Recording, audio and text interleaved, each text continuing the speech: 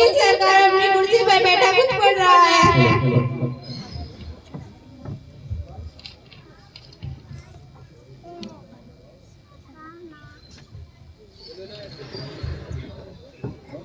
क्या हो गया भाई, बीच में रोक हेलो हेलो माइक बदल रही है, चक्कर है। मैं एक बेटी हूँ, बहन हूँ, माँ हूँ, बीवी हूँ, मैं एक औरत हूँ, मैं सब कुछ हूँ, मैं घर हूँ और घर की तहजीब भी, मैं मकतब हूँ और किताब भी, नस्लें मेरी निगरानी में, परवान चढ़े पैगंबरे हादी, ओतार, दानिश्वर, आलिम, फाजिल, फनकार, सब मेरी ही गोद में खेले कूदे। परवान चढ़े वो मेरी दुआ भी और मेरा समरा भी। लेकिन इन सब के बावजूद मैं क्या हूँ?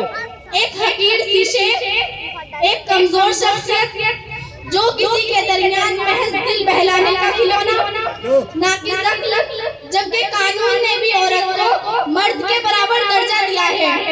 इसीलिए मैं मर्दों के ऐवान में अपनी फरियाद लेकर आई हूँ। मैं फरियादी हूँ, फरियादी हूँ, मैं फरियादी हूँ। Thank you. मिलोड कटोरे में खड़ी है लड़की, आज एक ऐसा मुकदमा लेकर राजी है जो अपनी नौयत का और आज तक का यकीनन इनका मुकदमा साबित हो सकता है। ये लड़की हमारे समाज के अपराध पर इल्जाम लगा रही है, लेकिन उन्हें सजा नहीं दिलवाना चाहती। इसका दावा सिर्फ इतना सा है कि इसे इसका हक नहीं दिया गया। लड़की क्या ये बात दुरुस्त है? मिलोड ये बात बिल्कुल दुरुस्त है कि मैं अपना हक तो चाहती हूँ, मगर अपने मुआशरे की बेइज्जती नहीं चाहती। मैं सब क्यों चाहती हूँ? मिलोड औरत अपनी मम्मी पर इशारों कुर्बान की होती है। मैं अपने मुआशरे की आबरू भी हूँ और इसकी हिफाजत करना चाहती हूँ। क्या तुम्हारा कोई वकील है? जी नहीं, मेरा कोई वकील नहीं है। मैं अपना मुकदमा खुद लड़ना चाहती हूँ, लिहाजा मुझे इसकी इजाजत है। Thank you milord. तो तुम आखिर चाहते क्या हो? अपना हक और इंसाफ। तुम्हारे साथ आखिर क्या नाइंसाफी हुई है? मिलोड मैं एक तालीम याफ्ता घराने से ताल्लुक रखती हूँ, जहाँ पर मेरे वालिदैन ने मेरी अपनी औलादों के दरमियान मोहब्बतों के मामले में किसी किस्म की फर्क नहीं की, मगर मुझसे बेइंतहा मोहब्बत होने के बावजूद भी मेरे साथ मुस्तमय सलूक नहीं किया गया।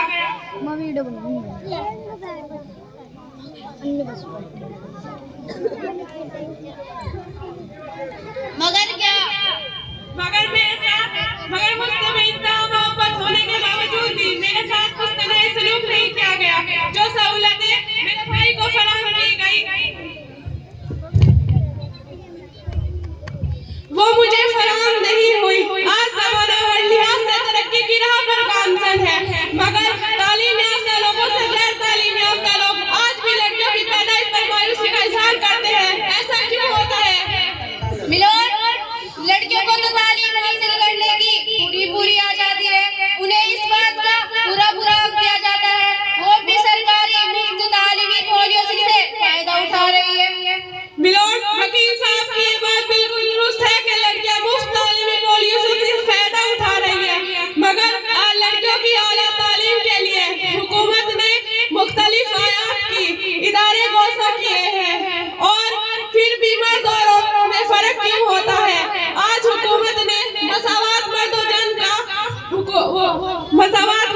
का कानून तो नाकिस कर दिया, मगर फिर भी औरत और मर्द में फर्क होता है। ऐसा क्यों होता है?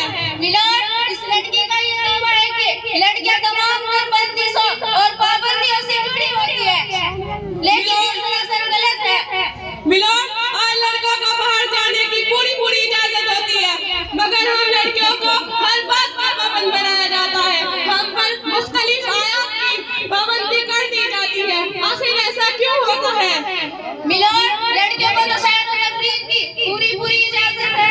मिलोड कुछ लड़के ऐसे होते हैं जो शायर और तफरीह के लिए अपने दोस्त और अहबाब के साथ बाहर घूमने निकल जाते हैं और फोन पर मुख्तलिफ किस्म की सेल्फीज लेते हैं, और कुछ लड़के ऐसे भी देखने को मिलते हैं जो अपना कीमती वक्त इंटरनेट की दुनिया में सर्च कर रहे हैं। इन्हें तो माशरा कुछ नहीं कहता।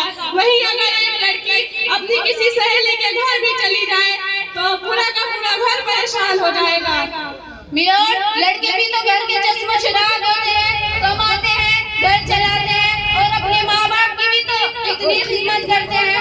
मिलोड, ये बात बिल्कुल गलत है। लड़कियां भी अपने माँ बाप की खिदमत करती है और इतना ही नहीं, वो तो घर के कामकाज के साथ साथ नौकरियां भी करती है। फिर भी जहेज जैसी लानत हमारे माशरे से मिटने का नाम नहीं ले रही। ऑब्जेक्शन मिलोड, जहेज का इस केस से क्या ताल्लुक है? ऑब्जेक्शन मिलोड, जहेज का इस केस से गहरा ताल्लुक है। रिश्ते वाले लड़कियों को देखने के लिए आते हैं। लड़की के पास घर में रोजगार होने के बावजूद भी लड़की की सूरत को देखा जाता है, लड़की के रंग को देखा जाता है, जोड़े की रकम तय की जाती है। मैं पूछती हूँ, आखिर ये नाइंसाफी हम लड़कियों के साथ ही क्यों होती है? और इतना ही नहीं मिलोड, आजकल तो लड़कियों की तनख्वाह तक पूछी जाती है। लड़कियां मुस्तकिल है या गैर मुस्तकिल, ये बात भी सामने रखी जाती है। ये फैसला लेना निहायत ही पेचीदा होता जा रहा है। लड़कियां हर मैदान में लड़कों के मुकाबले बाजी ले जा रही है, तो इन्हें पाबंदी भी नहीं होनी चाहिए। मिलोड, तालीमी मैदान में लड़कियां आगे है या पीछे, ये साबित करने के लिए मैं कुछ सबूत पेश करना चाहती हूँ। लिहाजा मैं उस अदालत से दरख्वास्त करता हूँ कि वो मुझे इसकी इजाजत दे। इजाजत है। Thank you milord. मिलोड, मैं अपनी बात के सबूत पेश में दो नताइज पेश करना चाहता हूँ जो दो अलग जमातों से ताल्लुक रखते हैं। पहली लड़की निकर सुल्ताना, इसने इस साल 10वीं बोर्ड इम्तिहान में टॉप किया है, और दूसरी लड़की शबनम खान, इसने इस साल 12वीं बोर्ड इम्तिहान में पूरे जिले में इम्तियाजी कामयाबी हासिल की है, और इन दोनों ही को तमाम सहूलतें फराहम थी। निकर सुल्ताना अदालत में हाजिर हो।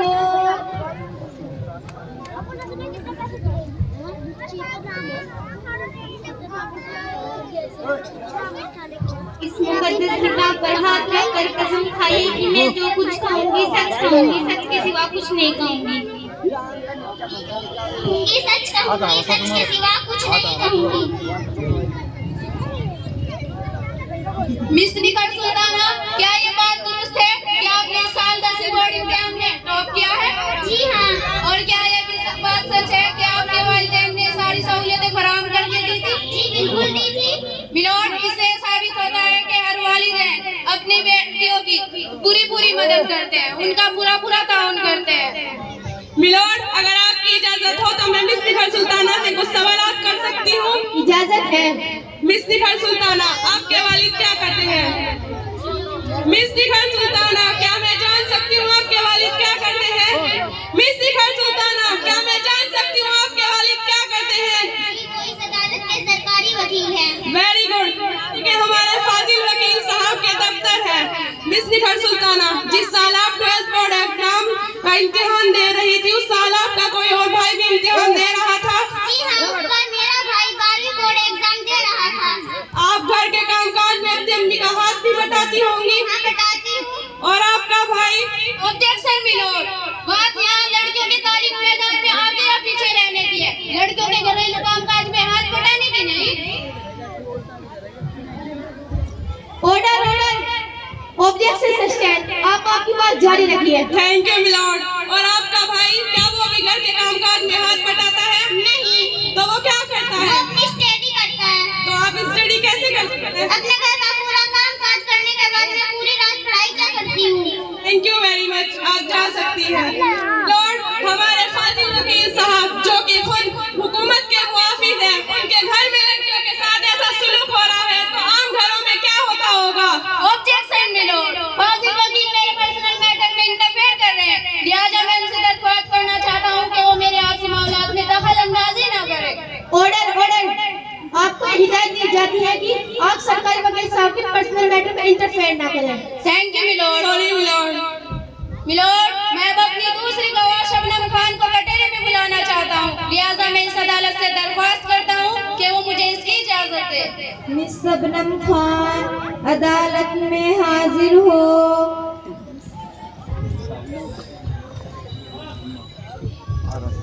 बेचैन हो रहे उस्ताद। इस किताब पर हाथ रख कर कसम खाइए कि मैं जो कुछ खाऊंगी सच खाऊंगी, सच के सिवा कुछ नहीं खाऊंगी। मैं कसम खाती हूँ, मैं जो कुछ कहूँगी सच कहूँगी, सच के सिवा कुछ नहीं कहूँगी। सपना खान, क्या ये बात दुरुस्त है कि आपने साल 12वीं बोर्ड में टॉप किया है? जी हाँ। ये भी बात सच है कि आपने सारी सहूलियतें फराहम करके दी थी? जी हाँ, दी थी। मिलोड, इससे साबित होता है हर वालिदैन अपनी लड़कियों की, लड़के हो या लड़के, उनको सारी सहूलियतें फराहम करके देते हैं। मिलोड, अगर आपकी इजाजत हो तो मैं मिस शबनम खान से कुछ सवालात पूछ सकती हूँ? इजाजत है। मिस शबनम खान, क्या मैं सही हूँ कि आपने एचएससी बोर्ड एग्जाम में टॉप किया है? जी हाँ। और आपके वालिदैन ने आपको तमाम तर सहूलतें फराहम करके दी थी? जी हाँ, दी थी। अच्छा, तो आप 12th के बाद क्या करना चाहती थी? मैं डॉक्टर बनना चाहती थी, मगर क्या? मेरे वालिदैन ने कहा कि उन्होंने कहा सारा पैसा तुम्हारी पढ़ाई में खर्च हो जाएगा, तो फिर तुम्हारे भाई का क्या होगा, इसलिए मुझे डॉक्टर बनने नहीं दिया। मिलोड, मुझे यहाँ अपनी बात कहने का मौका दिया जाए। इजाजत है। Thank you milord. मिलोड, मैं खुद एक डॉक्टर हूँ। मैं इस लड़की शबनम खान को बताना चाहती हूँ कि सरकार ने लड़कियों को और खास अक़ीदत से ताल्लुक़ रखने वाले गरीब व मुफलिस तालिबात के लिए मुख्तलिफ पॉलिसियाँ बनाई हैं, जैसे कि मौलाना एजाज फाइनेंस लोन। ये लोन तलबा व तालिबात नौकरी लग जाने के बाद भी अदा कर सकते हैं। इसके अलावा MBBS के लिए नीट में 700 में से कम 500 नंबरात लाने वाले तालिबात, उर्दू वाले तालिबात अगर 400 नंबरात लाते हैं और BHMS करने वाले तालिबात अगर 250 नंबरात लाते हैं तो इन्हें पैरामेडिकल कोर्सेज में दाखिला मिल सकता है, जिससे मुफ्त में तालीम हासिल हो सकती है और डॉक्टर, कलेक्टर, इंजीनियर और इससे बड़े ओहदे पर फाइज हो सकते हैं। क्या मेरा डॉक्टर बनने का ख्वाब पूरा हो सकता है? क्यों नहीं, हो सकता है। अल्लाह तेरा लाख लाख शुक्र है, मैं इन सब चीजों से नावाकिफ थी। अल्लाह तेरा शुक्र है, अब मैं डॉक्टर बन सकती हूँ। मैं अपने वालिदैन को इस बारे में बताऊंगी और अब मैं सिर्फ मेहनत करूंगी, मेहनत और सिर्फ मेहनत। आप जा सकती हैं। Thank you. मिलोड, अब मैं अपनी बात बनाने के लिए साइमा अंजुम को बुलाना चाहती हूँ, जो कि डिग्री कॉलेज में पढ़ाती है। साइमा अंजुम, अदालत में हाजिर हो।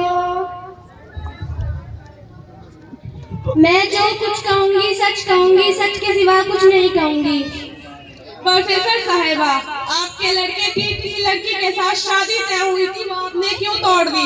मेरा बेटा एक डॉक्टर है और वो लड़की इस काबिल नहीं थी कि एक डॉक्टर की बीवी बन सके। लड़की काबिल नहीं थी या फिर वालिदैन आपका मुतालबा पूरा नहीं कर सके?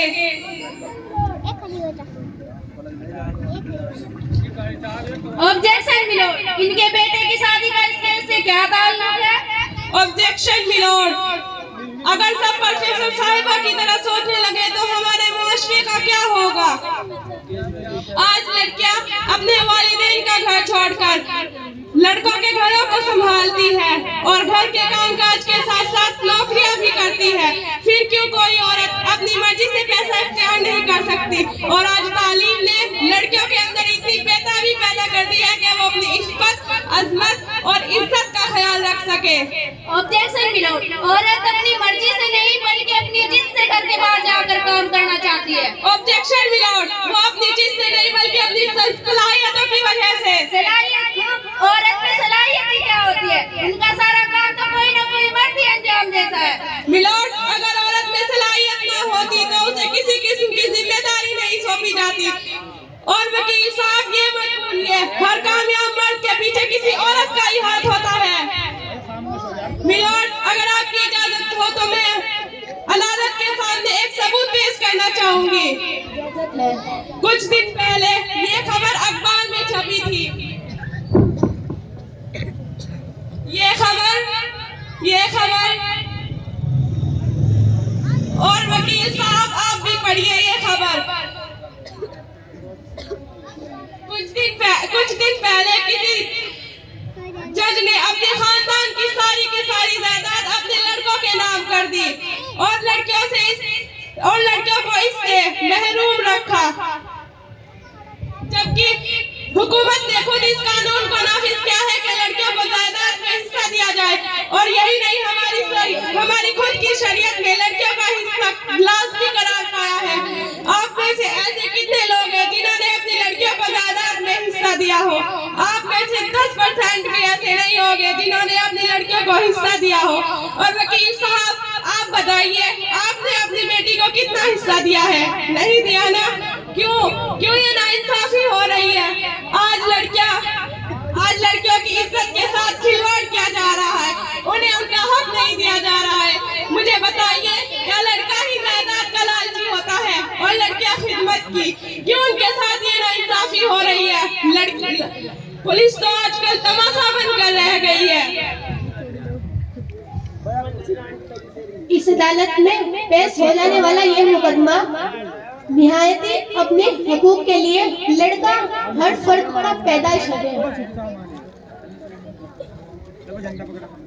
इस मुकदमे की बहस दलीलों और गवाहों की रोशनी में ये अदालत इस नतीजे पर पहुंचती है कि दुनिया उस वक्त तरक्की याफ्ता हो सकती है उस पर आबाद लड़कियों और औरतों के साथ इंसाफ। लिहाजा ये अदालत मुआशरे के तमाम अफरादों से ये दरख्वास्त करती है कि वो अपनी लड़कियों की तरबियत करें, उनके हकूक को फरामोश न करें, उनकी अजमत, इज्जत और इज्जत का ख्याल रखें, तुर्क के हिसाब से जायदाद में हिस्सा दें, अपनी औलादों में लड़कों और लड़कियों के दरमियान कोई फर्क न करें, उनकी शख्सियत की तामीर में पूरा ताउन करें। ये अदालत दरख्वास्त होती है।